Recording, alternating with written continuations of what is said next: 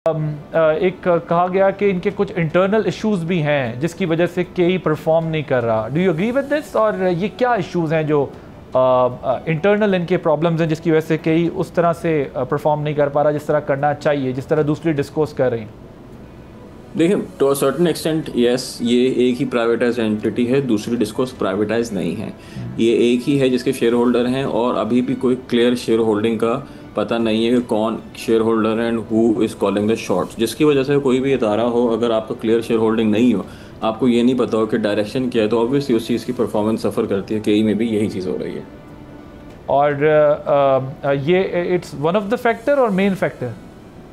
This is one of the factor, one of the many factors.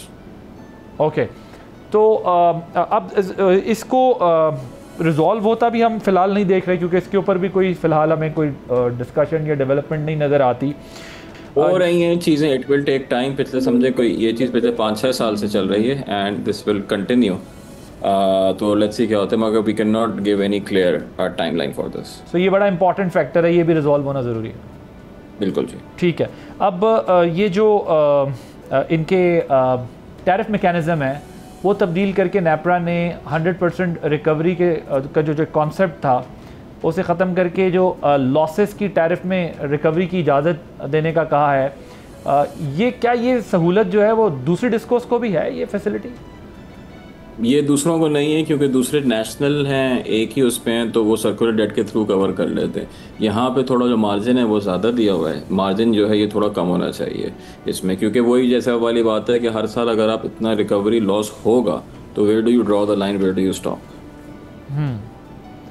सो इसमें आप कह रहे हैं क्योंकि वो दूसरी जो है वो इस तरह प्राइवेटाइज नहीं है जिसकी वजह से उनको नहीं, ये फैसिलिटी इनको है। अब ये 22% इनका रिकवरी लॉसेस हैं केई के, और ये कहते हैं कि इनका 87% वो जो आप पहले भी बात कर रहे थे 300 फीडर्स पर होता है। इसमें कुछ ये लॉजिक आप खुद भी कह रहे हैं कि इसमें कोई ख़ास वो नहीं है ये, क्योंकि ये हेयर एंड सेव वाला मामला ये आइडेंटिफाई नहीं है। सो मुझे अपेरेंटली ये लग रहा है कि ये इस वक्त एडमिनिस्ट्रेशन से ज़्यादा, ये टेक्निकल से ज़्यादा, ये एफिशिएंसी से ज़्यादा जो है वो पॉलिटिकल मसला बन चुका है।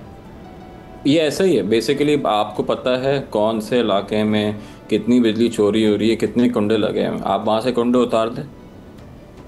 बहुत सीधी सी बात है। The solution is political rather than economic. आप एक हद तक कर सकते हैं ना, जनरेशन कॉस्ट मैंने बोला ना, आप जीरो कर दें जनरेशन कॉस्ट, ठीक है, तब भी जो चोरी के लॉसेस होंगे वो तो किसी और ने भरने होंगे ना। जो लोग बिल नहीं दे रहे उनके लॉसेस तो किसी और ने भरने होंगे।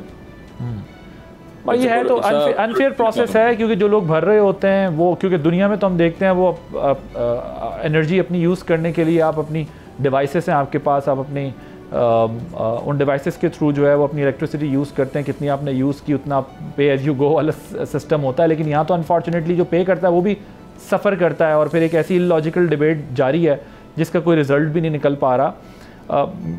मैं तो ज़रा आपसे ये इसी हवाले से टेक्निकल चीज़ें समझने की कोशिश कर रहा हूँ। अदरवाइज़ तो ये हम 2013 में हमें पावर मिनिस्ट्री ने जब मिनिस्ट्री ने ब्रीफिंग दी थी मुल्क में लोड शेडिंग वाले मसले पे, तो लाइन लॉसेस के साथ थेफ्ट को बहुत इंपॉर्टेंट करार दिया था। 2025 में भी हम यही डिबेट कर रहे हैं। उस वक्त भी मिनिस्टर इसी किस्म की बातें करते थे, आज भी हमें इस किस्म की चीज़ें, ज़ाहिर है with the passage of time change तो हुई हैं, लेकिन वो issues, main issues, core issues अभी भी वहीं पर हैं।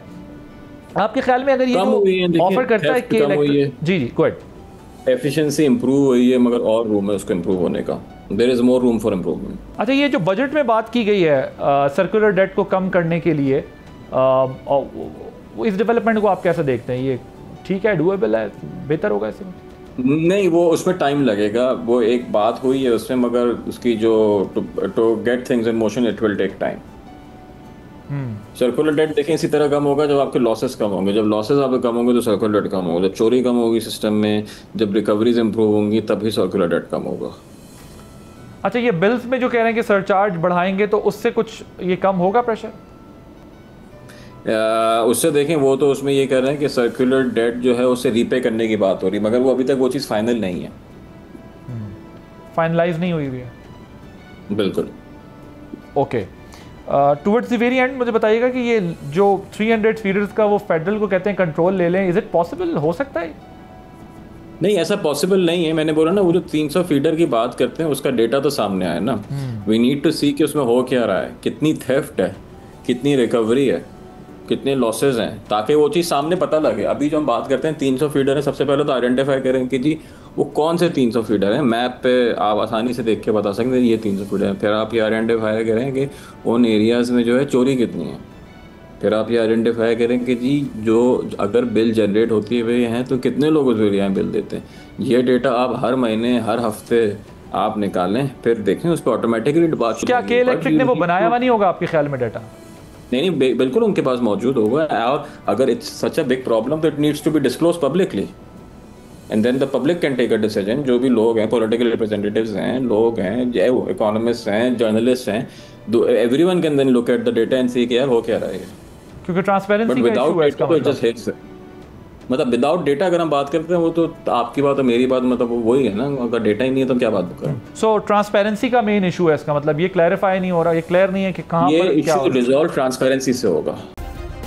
सब्सक्राइब करें और बेल दबाएं ताकि कोई खबर रह न जाए।